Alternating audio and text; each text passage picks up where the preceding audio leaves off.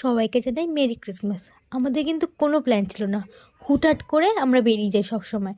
আজকেও ঠিক তেমনই হয়েছিল। হট করে আমি কেয়াকে সকালবেলা থেকে ফোন করে বলেছিলাম যে কোথায় যাবি, ও বললো না যাবো না, বেরোবো না।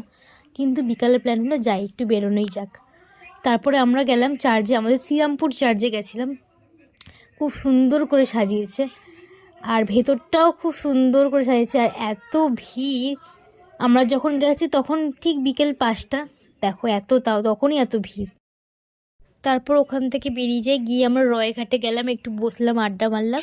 তারপরে শুনলাম যে ডমিনোজে নাকি 5টা পিৎজা অফার দিচ্ছে, 5খানা পিৎজা নিলে 130 টাকা, না আই থিঙ্ক 35 টাকা, যাই হোক এরকমই নিয়েছে।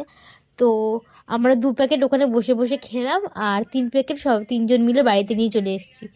তো আসার সময় দেখি এত ভিড়, লাইন পুরো একদম আমাদের রোড অবধি চলে গেছে, ভিড়ের পর ভিড়। তো আজকে আমার দিনটা